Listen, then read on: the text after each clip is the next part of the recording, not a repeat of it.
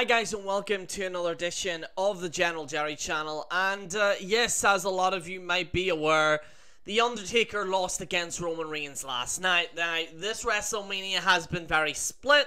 On one side, you have people that hate it. On the other side, you have people that love it. I'm more inclined to say that it was a good show, but it is not a 10 out of 10 that people are saying, okay? Some people just can't grade for shit. I'm sorry, but and the same applies. People were giving this a 1 and a 2.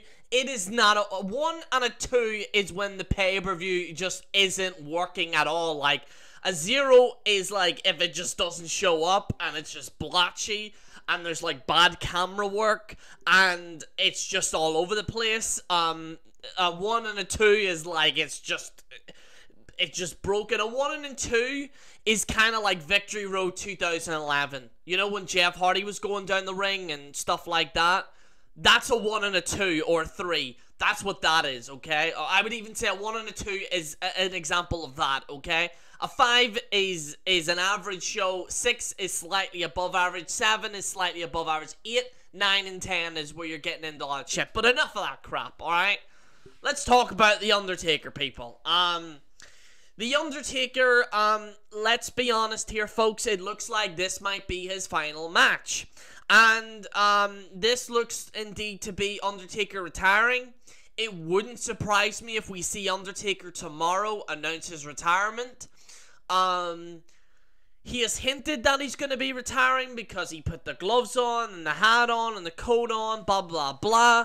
I personally want to, looking back on it, if he retires now, I understand why he would. I don't think he might go for another few years, because it's always been, there's always been talk, and it's always done my head in the past few years where everyone's saying, is The Undertaker retiring? Is The Undertaker retiring? Is The Undertaker retiring? And I've never got that feeling that The Undertaker was going to retire. We always thought either there would be something sudden that would happen, or something that we seen last night. Undertaker now has lost twice at WrestleMania. It's pretty much the streak is over now. It was over anyway. And also, a lot of fans are pissed off at Roman Reigns because he beat the streak and stuff like that.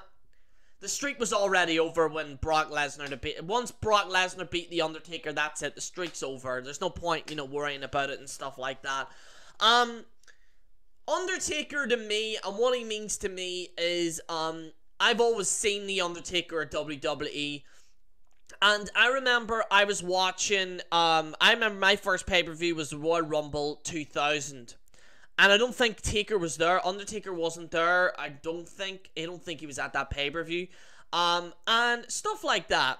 And I remember everyone was like, oh, you should wait till The Undertaker shows up. You should wait till The Undertaker shows up. And then I seen The Undertaker in his, I started kind of watching, you know, when he was doing the whole motorcycle gimmick. You remember when he was doing the thing? I'm like, oh, this guy's so cool and stuff. And then, I think it was in and around 2000, I think he got out of that in, like, around 2006, I think. And everyone's like, oh, you should wait till you see, like, the dark side of The Undertaker. You need to wait. And I'm like, wait, what's this? And I just, oh, and you see The Undertaker. I'm like, who the hell is this guy? Undertaker is a stepping stone and a blueprint that makes a perfect wrestler. If anyone else was The Undertaker, probably wouldn't have worked. And that's why Mark is so fucking good at being The Undertaker, because only he could pull that off. Like, if you think about it, The Undertaker gimmick is a guy that's an Undertaker that buries souls and stuff, and in today's society you wouldn't think it worked, but it does, because Undertaker's so goddamn talented. He's so talented that he can bring that to the table, that he can do that. And that's something that a lot of wrestlers haven't been able to do. A lot of wrestlers, unfortunately, in today's society, the way we're in right now in terms of professional wrestling, just have not been able to do it. They have the same gimmicks over and over again. They don't take risks. They don't do something different. And The Undertaker is the perfect wrestler to me. I would say the greatest of all time.